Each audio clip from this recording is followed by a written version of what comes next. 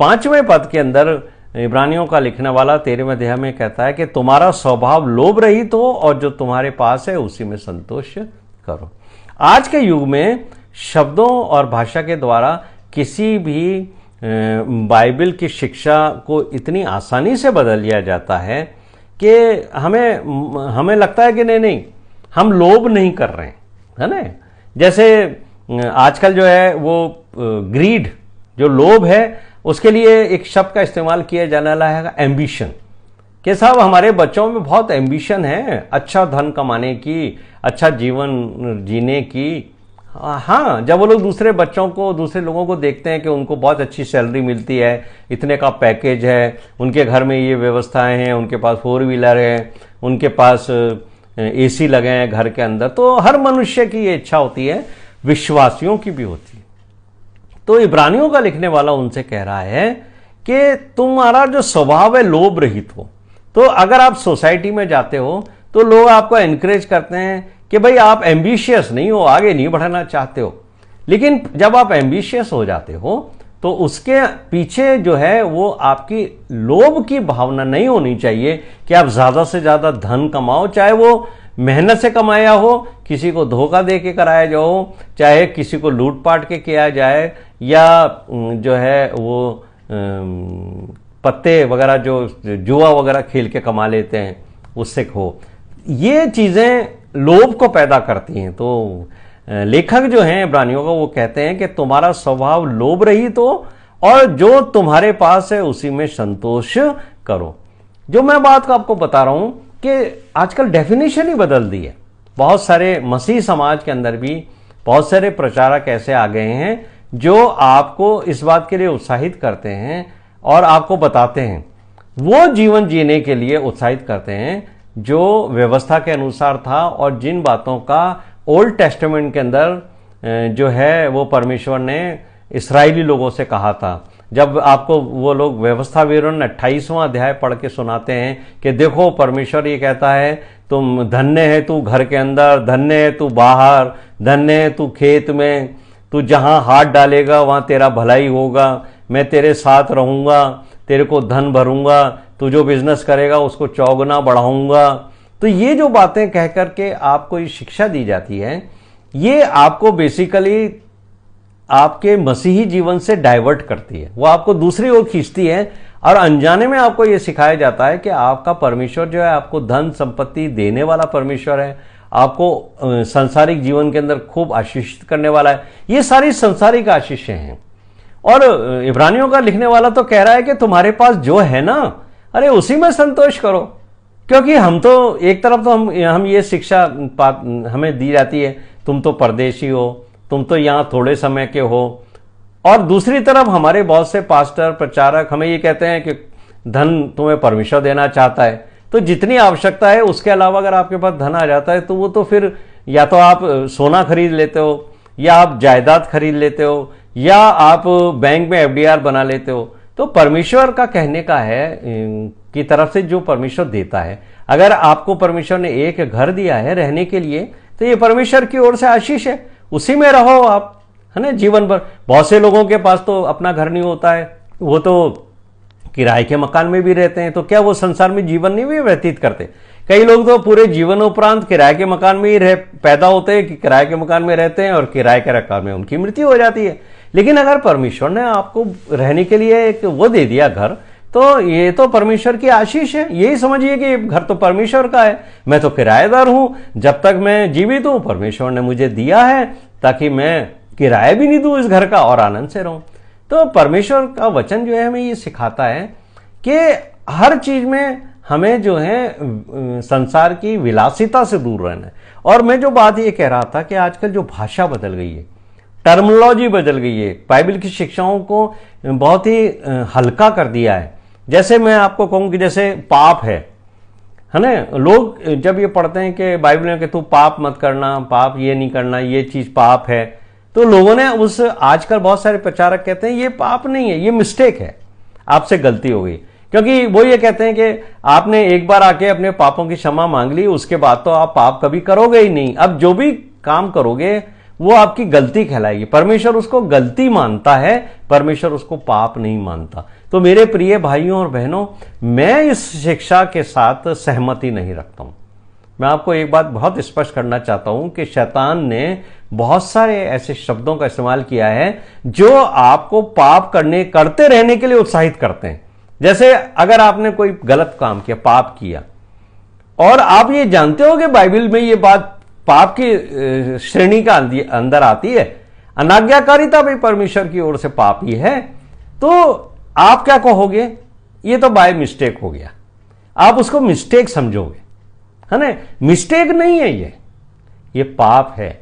और अगर आप इसको कहते हो कि ये गलती हो गई मेरे से, आप उसको पाप करके स्वीकार नहीं करते हो, आप इसको मिस्टेक रखते हो, तो आप मेरी इस बात को हमेशा ध्यान रखना कि यीशु मसीह पापियों को बचाने के लिए संसार में आया। वो आपके पाप तो क्षमा करेगा, लेकिन अगर आप पाप को गलती समझते हो तो यीशु मसीह गलतियां मिटाने के लिए और गलतियों को क्षमा करने के लिए इस संसार में नहीं आया। बहुत से लोग कहते हैं, हे प्रभु, हम तो इंसान हैं, इस दुनिया में रहते हैं, गलतियां तो हमसे होती रहती हैं। गलतियों शब्द की आड़ में वो पाप करते रहते हैं और कहते हैं कि हम संसार में है ना, तो इसलिए हमसे गलतियां तो होती रहेंगी, लेकिन तो हमें माफ कर देना। नहीं, ऐसे लोगों को जो पाप को स्वीकार नहीं करते हैं, यीशु मसीह उनकी गलतियों को मिटाने इस संसार में नहीं आया। तो आप ये कभी मत सोचना कि आप गलतियों के लिए क्षमा मांगोगे और आपको पापों से क्षमा मिल जाएगी। यीशु मसीह पापियों के पापों को क्षमा करने के लिए आया। उसका लहू पापों से आपको क्षमा दिलाता है, आपके पापों को धोता है, आपकी गलतियों को नहीं। और आजकल एक और तरह की शिक्षा भी चल रही है। इसके लिए मैं आपको कहना चाहता हूं कि शैतान जो है वो आपको आज से आपका ध्यान हटाना चाहता है।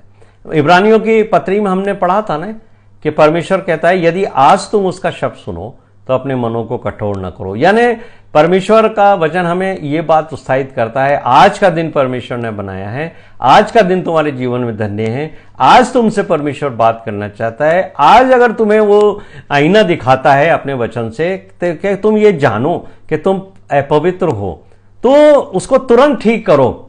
लेकिन आज की के अंदर बहुत सारे ऐसे शिक्षाएं दी जाती हैं, वो आपको आज में जीने नहीं देते, वो आपको आगे के भविष्यवाणियों के बारे में बताते हैं, वो आपको भविष्य दिखाते हैं कि देखो यीशु मसीह आएंगे हमें लेने के लिए। अच्छी बात है, वो गलत नहीं है, लेकिन आपको वो बार बार उधर ध्यान लिखते हैं, जब वो आएंगे तो इतना अर्थक्वेक होगा, इतना तूफान होगा, आकाश की शक्तियां हिलाई जाएंगी और मुर्दे जिएंगे और ऐसी ऐसी घटनाएं होंगी, यरूशलेम में ये होगा।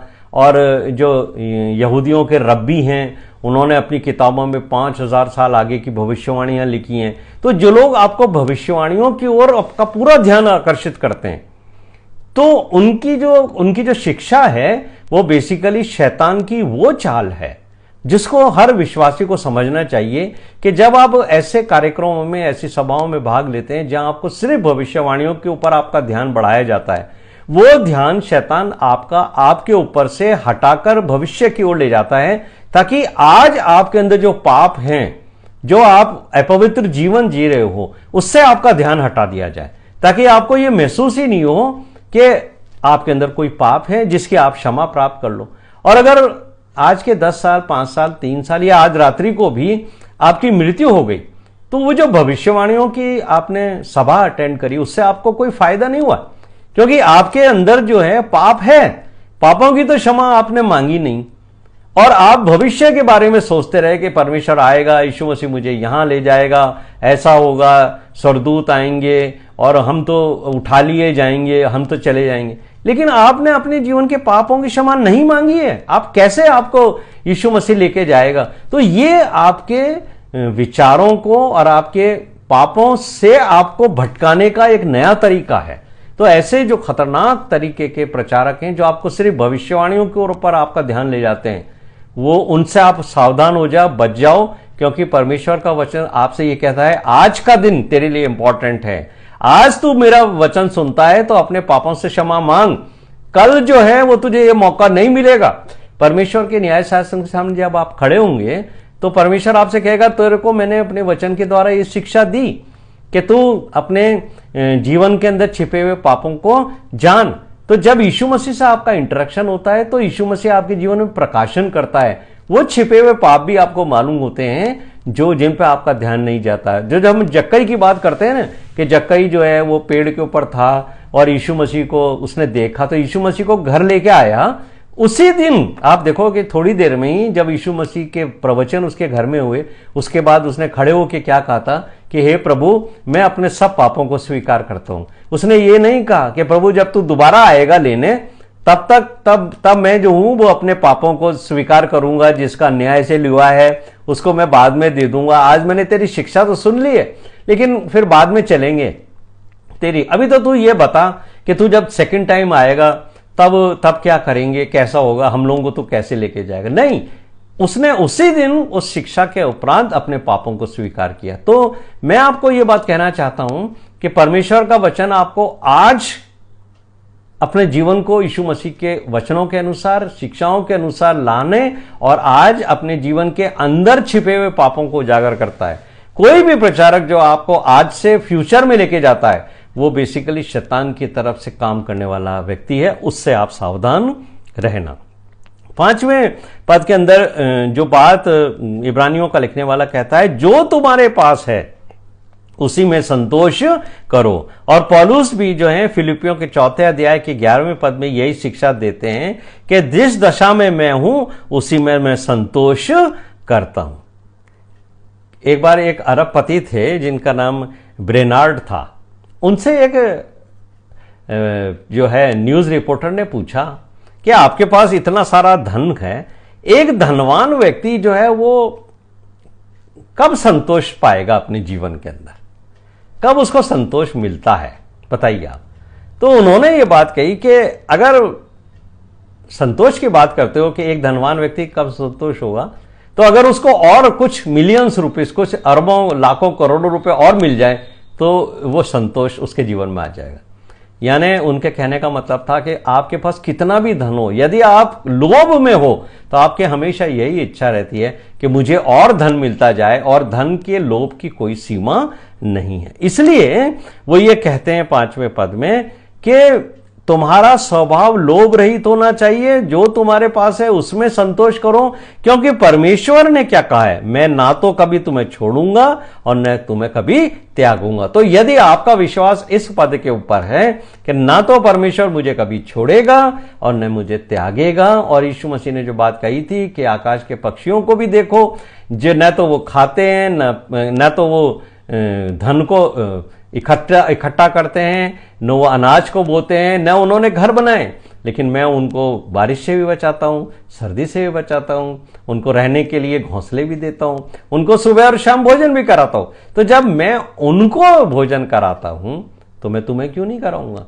तो मेरे प्रिय भाइयों और बहनों, ये वो शिक्षाएं हैं जो इब्रानियों का लिखने वाला उन विश्वासियों को दे रहा है जो अभी अभी नए नए विश्वास में आए हैं। और ये शिक्षाएं मेरे और आपके ऊपर भी, जो हो सकता है कि बचपन से मसीह परिवार में पैदा हुए हों या किसी दूसरे धर्म से यीशु मसीह के पीछे चलने वाले हों, उनके लिए ये विश्वास अगर मजबूत है कि मेरा परमेश्वर ना तो मुझे कभी छोड़ेगा और न मुझे त्यागेगा, तो ऐसे व्यक्ति का जीवन जो है लोभ रहित जीवन होगा, और जो उसके पास है उसी में वो संतोष करेगा, क्योंकि उसको आनंद परमेश्वर के वचन और उसकी बातों में आएगा, उन लोगों में आएगा जो परमेश्वर के वचन की बातें करते हैं, ना कि उन लोगों में आएगा या उन बातों में आएगा जो संसारिक हैं।